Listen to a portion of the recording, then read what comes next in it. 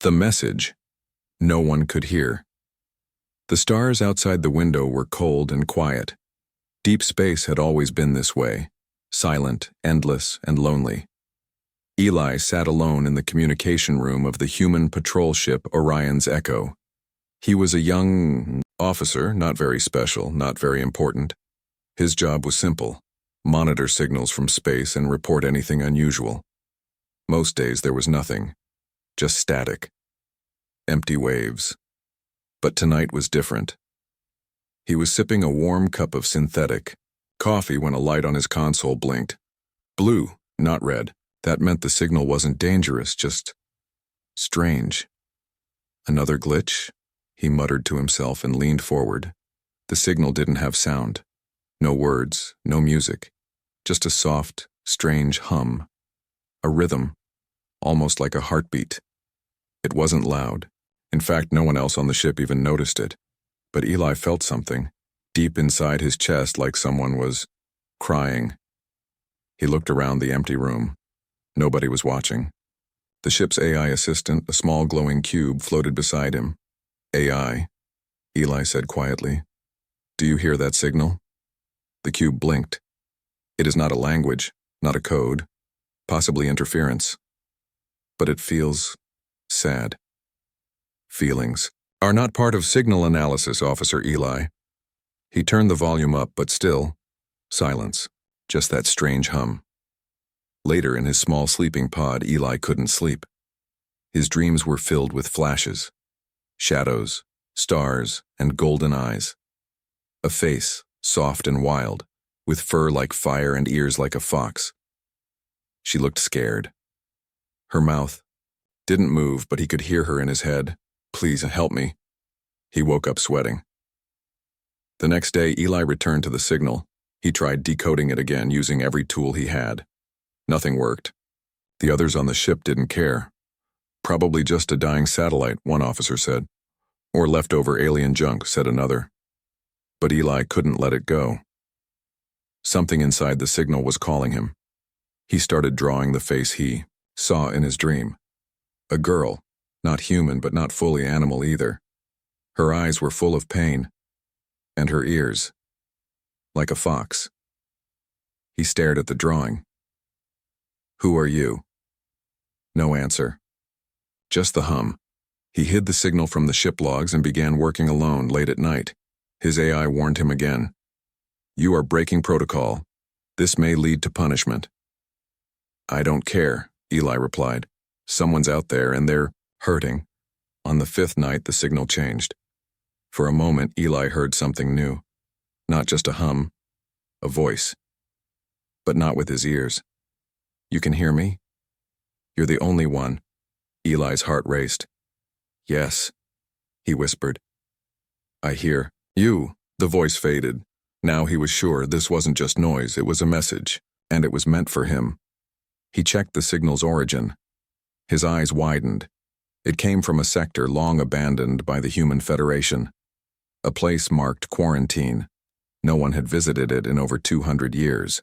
It was listed as unsafe, full of radiation and old ruins.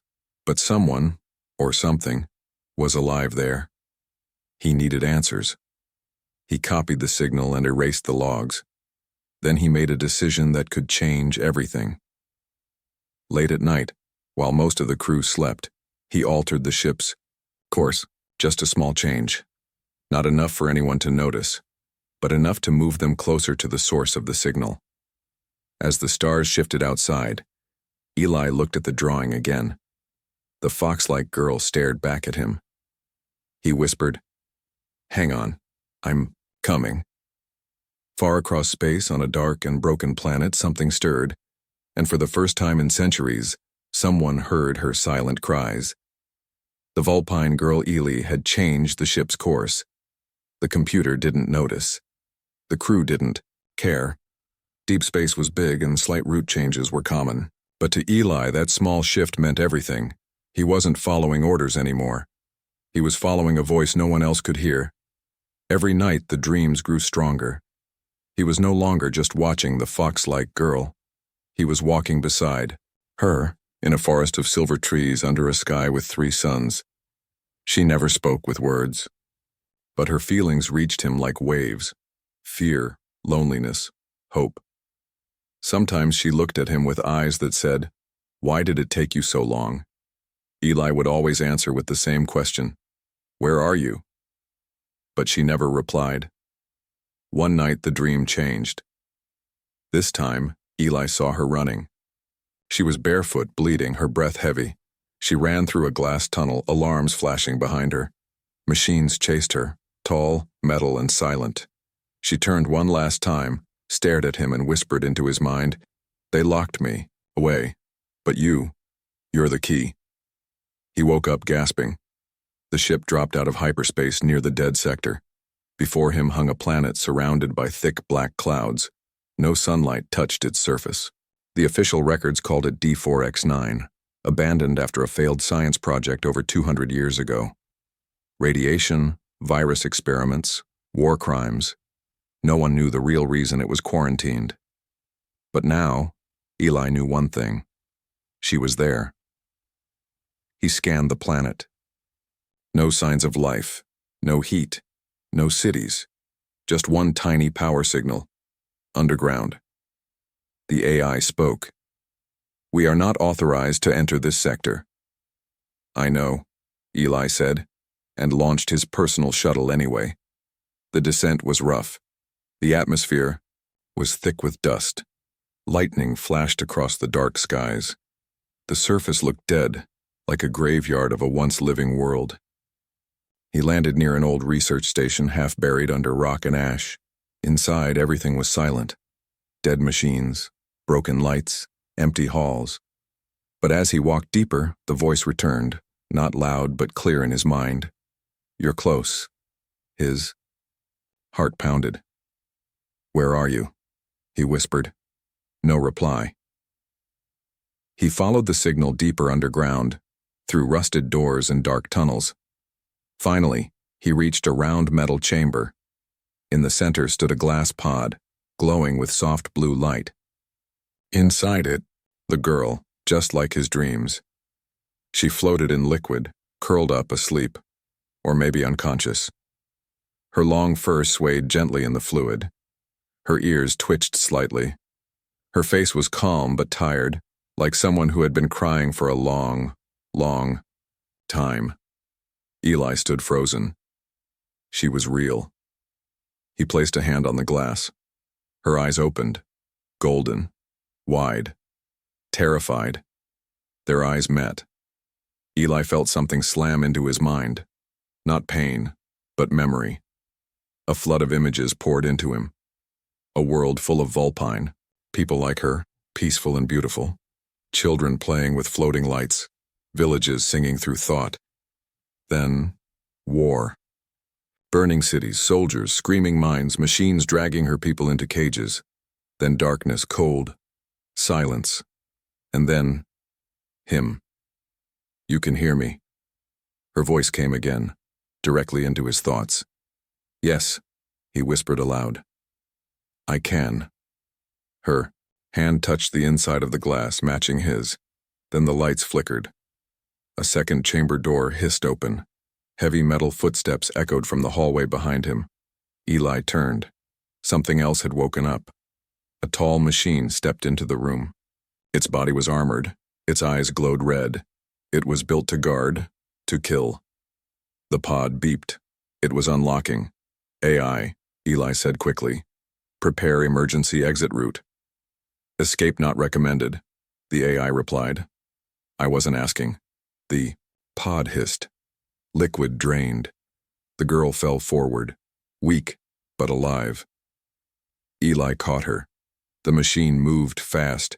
Eli fired his blaster, but it bounced off the metal. He grabbed the girl and ran. Alarms began to scream. After 200 years of silence, the lab was waking up. Through smoke and sparks, Eli ran toward his shuttle. The girl clung to his chest, barely conscious. Behind them, the metal guard chased, smashing through doors and walls like paper. They reached the shuttle. As Eli lifted off, the lab exploded below. The clouds above the planet glowed red with fire. In space, Safe for now. Eli looked down at the girl resting in the medbed. Her ears twitched. Her eyes were closed, but her thoughts were still linked to his. You heard me when no one else could. Why? Eli sat beside her. I don't know, he said. But I will not leave you. She smiled faintly. Then from the dark edge of space, another signal appeared on his screen. Not from her, from someone else. Someone was tracking them. The forbidden planet. Eli stared at the screen, eyes wide. Another signal had found them. Not the same soft pulse he had followed before. This one was sharp, focused, like a hunter aiming a gun. He turned to the Vulpine girl who now rested in the medbed. Her name echoed softly in his thoughts. Kara. She was weak, barely able to lift her head. But she looked at him with those glowing golden eyes, and he understood. They're coming for me. Eli's fingers flew across the controls. He sent out a false beacon, hoping to throw the signal off. The stars around them flickered as they moved, deeper into uncharted space, toward the heart of the dead system. A place even maps refused to name. The forbidden planet loomed ahead. The planet was not like the one they just escaped. It was colder, blacker. Its surface was scarred by deep cracks, like the skin of something ancient and dying. The human records called it Xylon 3, but the Federation had erased most files about it over a century ago. What is this place? Eli whispered. Kara answered, not with words, but with images. A city made of light. Vulpine children laughing, floating stones, singing in the air. Then, silence. Not from death, but from fear. Her people were taken here, locked away underground, their voices buried in stone. This planet had been the final prison. Eli landed the ship near a cliff that overlooked a wide desert of broken glass. Storms raged in the distance, black clouds shaped like claws. Kara sat up slowly, holding onto the walls for balance. You should rest, Eli said, helping her, but she shook her head. Her thoughts whispered, this place holds the truth. They walked together across the dark plain, guided by the signal that only Kara could feel. Soon they found it, a narrow crack in the ground, hidden by rock and shadow. Eli used his tools to widen the entrance. Below them, a staircase of metal and bone spiraled down into darkness. They descended. Deep underground, the air changed. It was still and heavy, like time had stopped. Lights flickered on as they stepped into an ancient hall. Strange writing covered the walls, glowing blue symbols that pulsed like veins.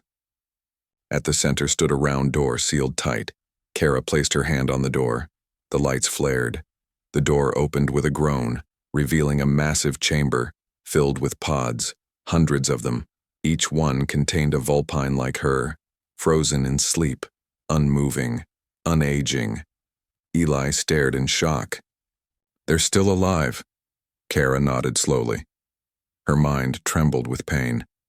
They locked us here, said we were too dangerous, too different. He walked beside the pods. Faces stared back, peaceful, unaware. A whole race, hidden beneath. The ground, stolen from history. Eli clenched his fists. The Federation did this, they buried the truth. Then the chamber trembled. Something was waking up. At the far end of the room, another door opened. A tall figure stepped out, not fully human, not fully machine. Its body was wrapped in metal and armor. Its face was covered by a mask, its voice deep and broken. You should not be here. Eli stepped in front of Kara. Who are you? I am the warden, the figure said. I was created to protect the prison, to ensure the silence remains. You mean you were created to keep them locked away? The warden raised a long weapon. They are too powerful. Their minds can touch every thought, change it, twist it, control it. Kara stepped forward. Her voice entered the warden's mind like a whisper of wind. We never wanted control, only peace. The warden flinched, as if her thoughts hurt him. You lie. I saw what your kind did. The others? They screamed. Kiara's eyes filled with tears. We screamed because we were burning. The warden attacked. Eli pulled Kiara behind a pod and fired his blaster. Sparks flew. The ancient machine fought with brutal speed, but Eli was faster. He ducked behind pillars, drew the warden into tight corners. Kiara focused her energy, trying to wake one of the pods. Just one. The warden grabbed Eli, throwing him across the room. Kiara screamed, not with her mouth, but with her mind. A pulse of energy burst from her body, throwing the warden back. One of the pods lit up. Inside, an elder Vulpine's eyes opened. Kiara? The old one whispered in her thoughts. You survived? Kiara ran to him. We need help. The elder closed his eyes, and a soft wave of energy passed through the chamber. One by one, the pods began to blink. They were waking. The warden stood up, furious, broken. You've doomed us all. Kiara held Eli's hand. No, we've just begun. Back. On the surface, their ship's sensors flashed red. Federation ships were closing in. They tracked us, Eli said. Kiara looked to the sky. Her people were alive. Her enemies were coming, but she wasn't alone anymore. And now, her voice would not be silent. Voices of the lost. The silence was over. Beneath the ground in the ancient chamber of glass and sleep, hundreds of eyes were opening, golden, glowing, filled with memories long buried.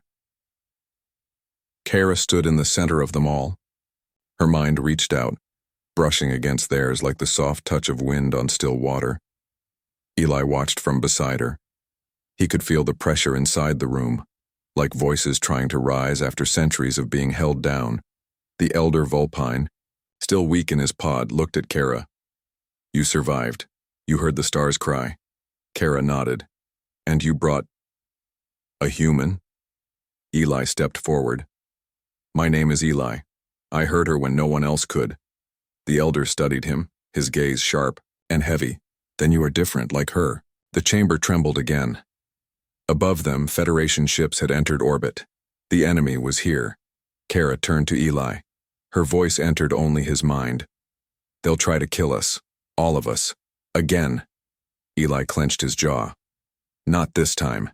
He activated a hidden transmitter on his wrist. It began uploading everything. Images of the sleeping Vulpine, the warden's attack, the lab records. He sent it to his personal archives on Earth, proof of what the Federation had done. Then the signal was jammed. Too late. Someone knew what he had done. Inside the underground chamber, Kiara moved through her people, placing her hand gently on the glass of each pod. Her mind lit sparks within theirs. They stirred slowly, confused, scared. She wasn't just waking bodies. She was waking memories. Suddenly, Eli felt something strange. His thoughts were being pulled into hers. He saw flashes of history, not human history, but Vulpine, a world full of harmony, voices flowing like rivers, thoughts shared, not stolen. Their cities were not built with machines, but with the mind. They lived without lies, without war, until the humans came, not all humans, but soldiers, scientists, leaders who feared what they could not control. They called the Vulpine too dangerous. They claimed their psychic abilities could be weapons, and so they silenced them, one by one, village by village, buried them underground. Eli gasped, pulling away from the vision. Why would they do this? He asked aloud.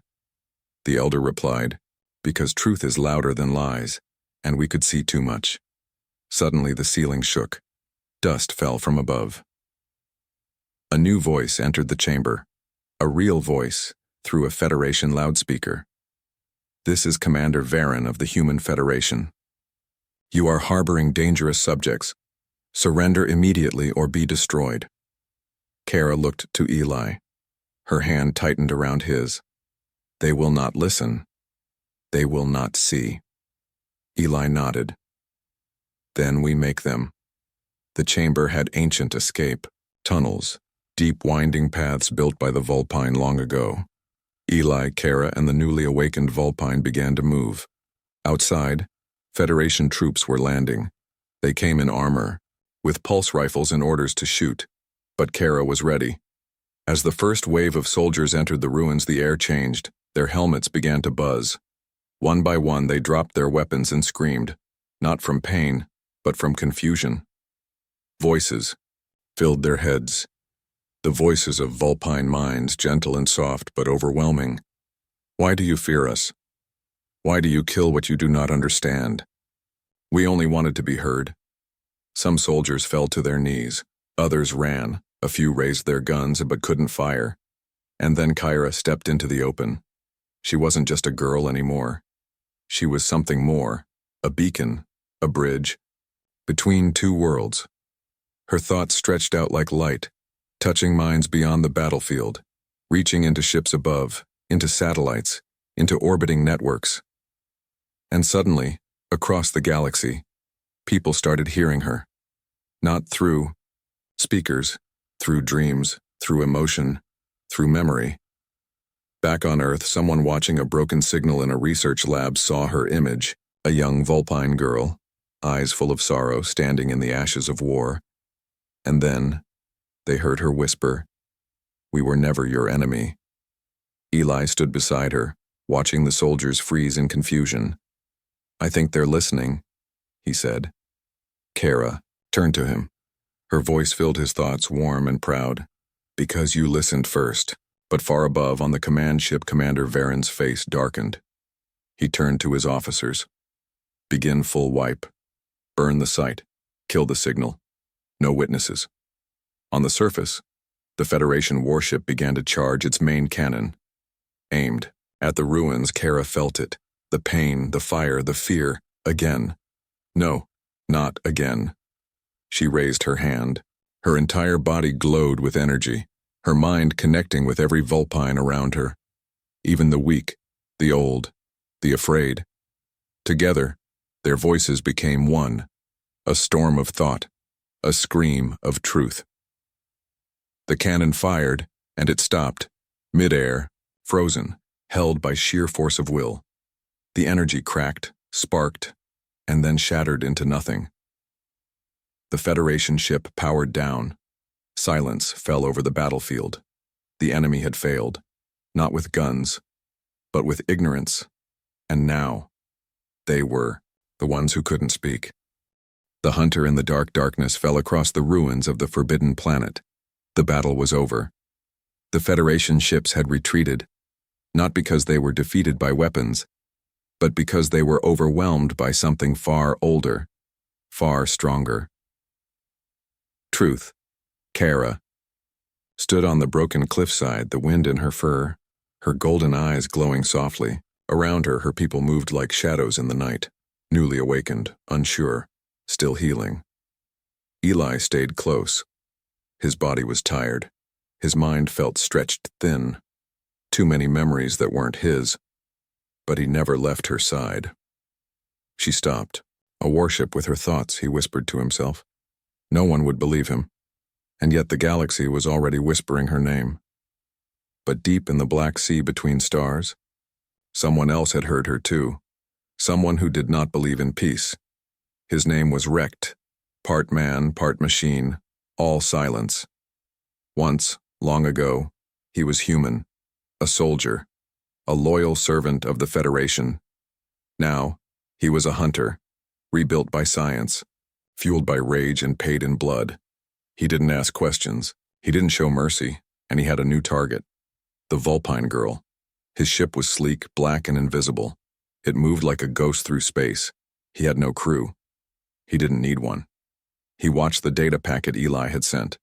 He studied Kara's image, zoomed in on her eyes. Psychic threat. Class black, he muttered coldly. Kill order confirmed. He smiled under his mask. Back on the planet, Eli and Kara walked through a newly opened temple. Once buried, now breathing again. Strange symbols lit the walls. Kara touched them gently, each one glowing under her fingers. What does it say? Eli asked. She didn't speak out loud, but he felt the answer in his thoughts. This place was a promise, a safe place, before they found us. Suddenly, she stopped. A chill passed through the air. Kara's ears twitched, her eyes narrowed. Something is coming. Eli reached for his scanner. The screen flickered. Then, static. Above them, the sky flashed red, then dark again, too fast to be a ship. Eli turned. "We need to leave." But it was already too late. The lights died. The wind stopped. The shadows grew thicker, and from the silence stepped a tall figure wrapped in black armor, a red lens burning on his face like a single eye. He carried no rifle, no explosives, just a thin, curved blade that hummed with energy. "Eli Voss," the voice said, cold, metallic, and familiar. Eli froze. "How do you know my name?" "I was there the day you were born." Kara stepped in front of Eli, her golden eyes locked on the hunter. He turned slightly. The telepath, the last of her kind. Recht raised his blade. "You should have stayed. Buried." Kara attacked first, her mind a spear of light striking directly at Recht's thoughts. But something stopped it. Recht didn't even flinch. "You think you're the first mind to scream inside mine?" he said. "I was trained to kill before I was trained to feel. And then, they took even that from me." He moved like lightning. Eli barely blocked the blade in time. Sparks flew. Kara reached for Eli, pushed thoughts into his head. "He's not like the others. His mind is broken, twisted. There's pain." They ran, through crumbling ruins, through halls of stone and memory, chased by a hunter who never missed. Recht followed them without sound. His body made no noise, no heat, just death. He caught up in seconds, threw Eli across the floor with one hand turned to Kara. "You were born wrong." Her reply came like a thunderclap. "So were you," she screamed, but not with her voice, with her soul. Every light in the temple exploded. Recht fell to one knee. His mask cracked, and for the first time, Eli saw his face. He was human. Barely, but there were eyes behind the metal, tears, pain. Kara looked at him, stunned. "You were one of us," Eli whispered. "You had a Vulpine connection once, didn't you?" Recht's voice trembled. "I was 13. She showed me her world.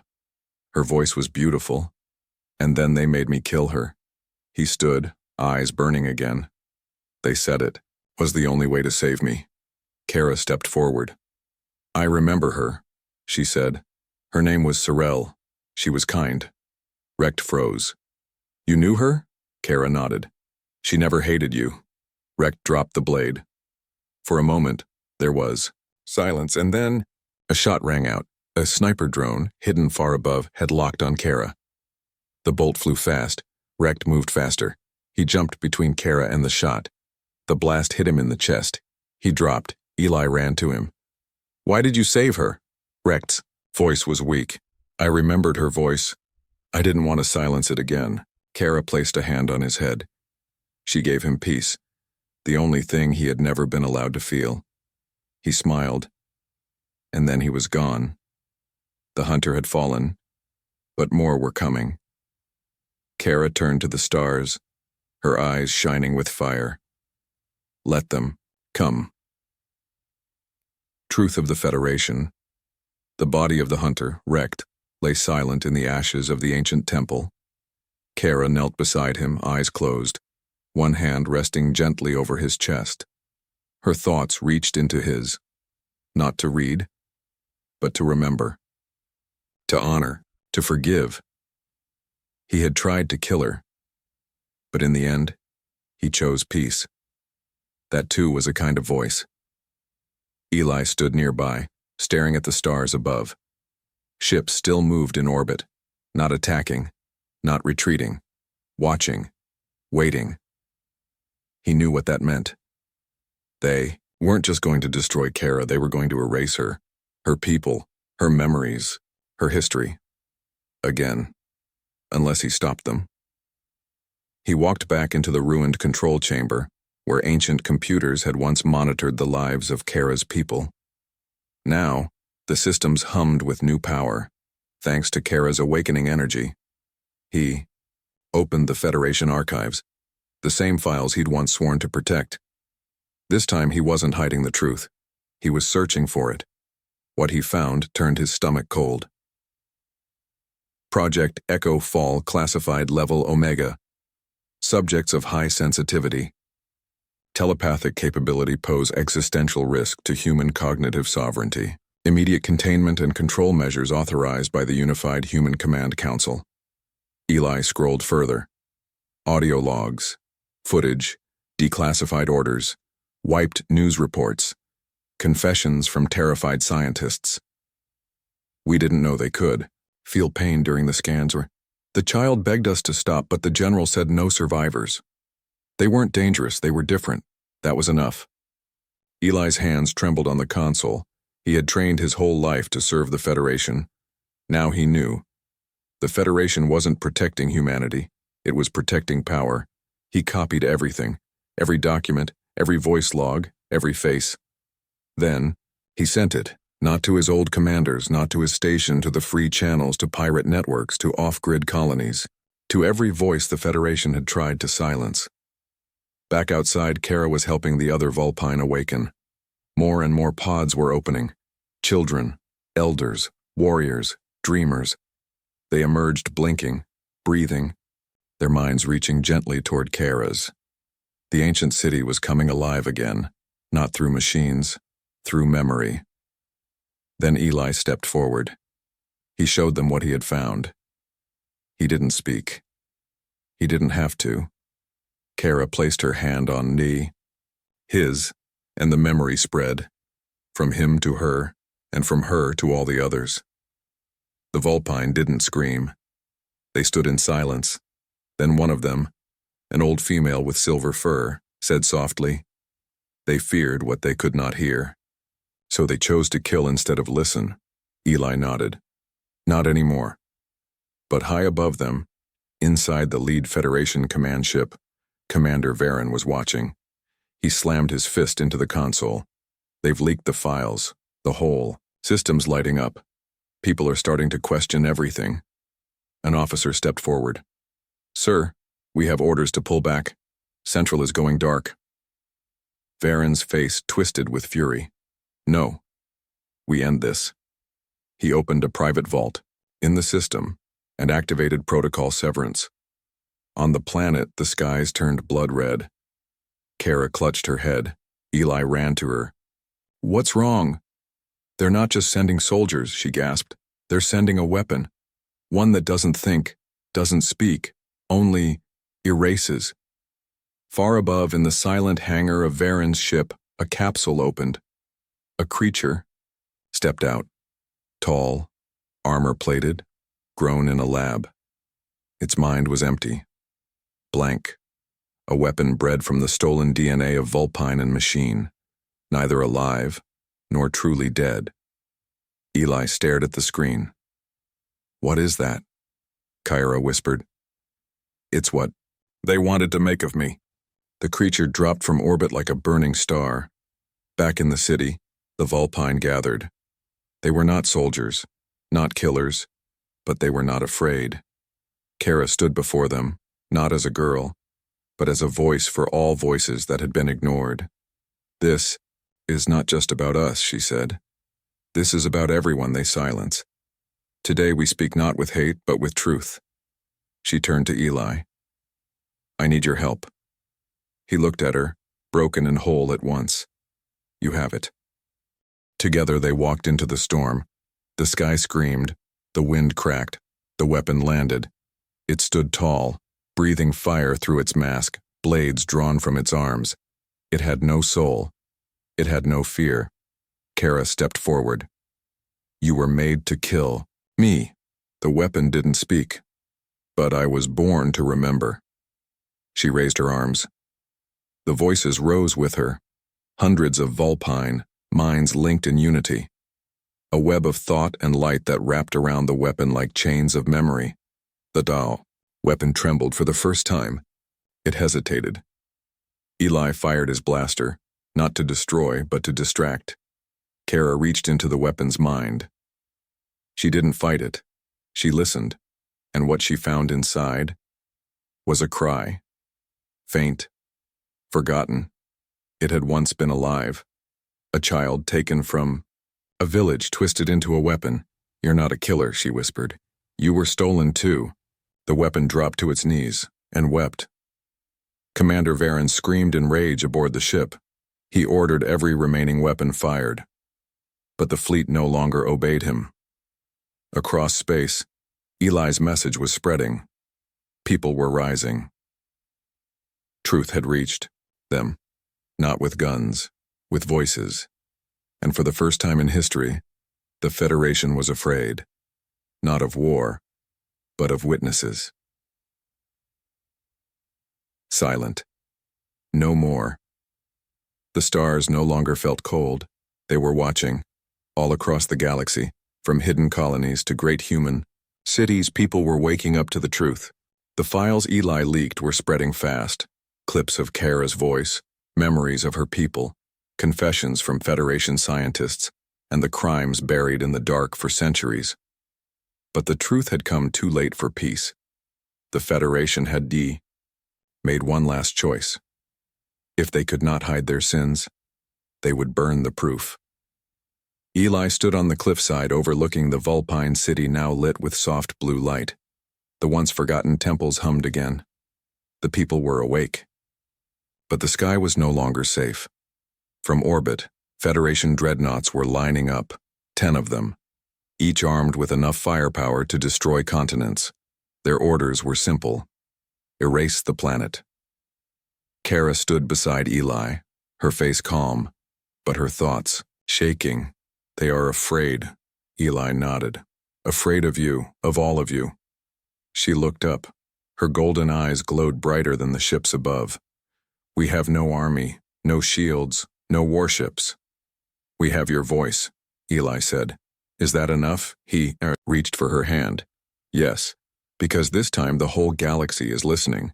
Across distant worlds, people were rising. A scientist on Mars destroyed her lab and broadcast the names of the Vulpine children she once helped capture. A general on Europa refused to fire his fleet. A miner on a drifting rock cut the comm wires to the Federation base. The silence was breaking, but time was running out. Back in orbit, Commander Varen stood at the edge of his ship's war room. His eyes were tired, his mind fraying. "They turned her into a symbol," he growled. "They turned her into a weapon without ever lifting a gun." An officer beside him spoke quietly. "Sir, over half the fleet is no longer responding. Some captains are refusing to charge weapons. Others are leaving." Varen's hands clenched. "They're fools. She's not a hero. She's a virus. A thought virus." He walked to the command screen. Only 3 ships remained armed and loyal. It was enough. "One shot," he whispered. "One strike to silence her forever." On the surface, Kara closed her eyes. The attack was coming. Not just one beam, a fusion cannon, planet-breaking. She turned to her people, her family, her elders, the children just awakened from stasis. "We cannot run," she said. "But we can choose how we stand." She reached out her hand, and one by one the Vulpine stepped forward. No weapons, no armor, only light. They stood in a circle around the temple. They linked their minds. And then their thoughts rose, not in fear but in unity. A soundless song filled the air. Their memories, pain and joy, loss and hope, became waves of energy. The planet glowed. In space, Varen's ship locked on. Target, Temple City. Weapon Fusion Core Omega. Final authorization. Complete. The beam fired. White hot. Instant. Final. But the light never reached the ground. It froze. Suspended above the temple. Held by thought, held by memory, held by thousands of minds refusing to be erased again. The beam twisted, cracked, exploded. In a storm of golden fire, raining harmless light across the planet. Varen staggered back. What, what is this? Eli's voice answered, from a broadcast now hijacking every screen across the fleet. She's not just one voice. She's the echo of all the ones you tried to bury. And behind him stood Kara, eyes closed, head raised, mind open. Her voice entered every mind, human and Vulpine, without force, only truth. We forgive what you feared, but we will not be silent again. Across the Federation, people wept. Some dropped their weapons, some tore off their uniforms, and some simply listened. For the first time, they truly heard her. Varen gave one last order. Retreat. His fleet vanished into the dark, not in victory, in defeat. Back on the surface, Kara opened her eyes. Eli stood beside her. The light faded from the sky. She turned to him. It's over? He shook his head. No. It's beginning. Weeks passed. Then, months, Kara's people began to rebuild, not just their cities, but their place in the galaxy. Humans began visiting, talking, not as conquerors, but as guests. Laws changed. Truth spread. Children on Earth began learning the names of Vulpine poets. And sometimes they even dreamed of golden eyes and quiet voices. One evening, Eli and Kara stood on a high tower, watching the stars. I never thought I'd hear silence. Again, he said. Kara smiled. This silence is different. It's peaceful now. He nodded, then looked at her. Do you ever miss the way things were? She thought for a moment. No, because now, we are not alone.